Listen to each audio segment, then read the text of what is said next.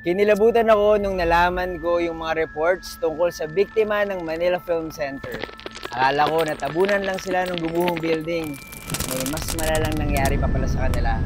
Story time! Sinasabing isa sa pinaka-haunted places sa Pilipinas ang Manila Film Center sa Pasay. Ginawa ito noong 1982. Disclaimer lang na baka sensitive ang topic na to para sa ibang mga tao.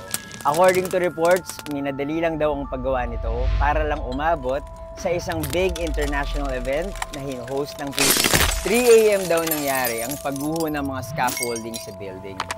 Devil's Hour. May mga natabunan daw ng bato, pero mas nagulat ako nung nabasa ko yung mga sumunod na balita sa reports. Ako nga pala si Buji at mahilig ako mag-storytime. Kung di nyo pa ako pina-follow, follow nyo na ako. May video daw na nag-surface a few years after the incident.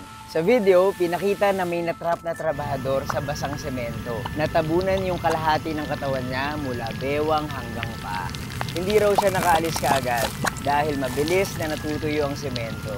Habang nire-rescue siya, kinakantahan siya ng ilang mga survivors ng Christmas songs.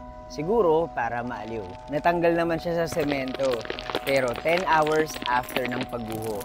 And unfortunately, hindi na siya buhay. According sa mga reports, pinagpatuloy pa rin ang paggawa ng building after that incident para umabot doon sa big event. At sabi pa nung isang official, nung big event na yon, sa kamamadali, meron daw mga ibang na-trap na tinanggal na lang yung exposed na katawan at hinayaan na lang yung ibang parte ng kanilang bodies sa ilalim ng semento. Kaya kinakabahan ako every time na dumadaan kami doon sa may Manila Film Center kasi baka mamaya may marinig kami na may kumakanta ng Christmas songs.